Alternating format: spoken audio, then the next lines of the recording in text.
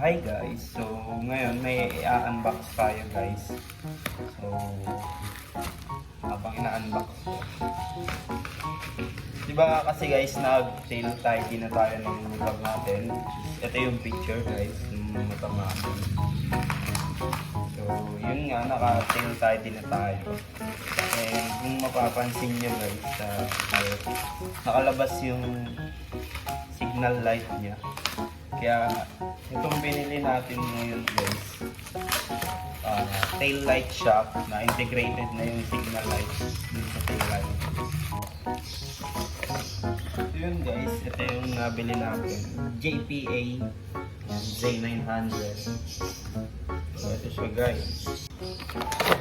So ito siya guys. Ito may relay ba tawag dito.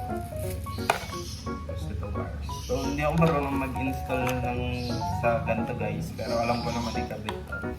Kaya kakabit lang natin to. Tapos dadali na lang natin sa tropa to. So yan siya guys. So mura lang to guys. So nakuha ko lang to sa ng 2,100 siya, pero nabili ko siya 4,400 kaya may mga voucher. So nakuha ko lang siya ng 1,700. So mura-mura.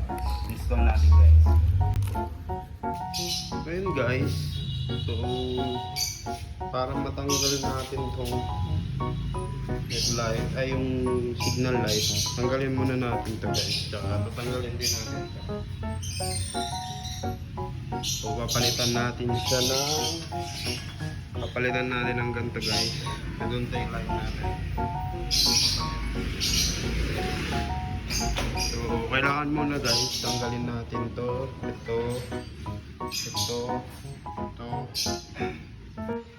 Ayun guys, pagkatas natin ma-remove yung anib na alin, pwede na tumahugot eh. Yan, huwag tayo nagagalaw. Tingnan natin. Iingat lang kayo guys kasi yung lock na yun lang.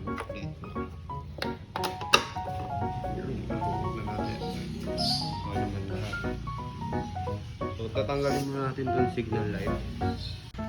Guys, para matanggal na natin yung signal light, tanggalin lang natin yung connector niya dito.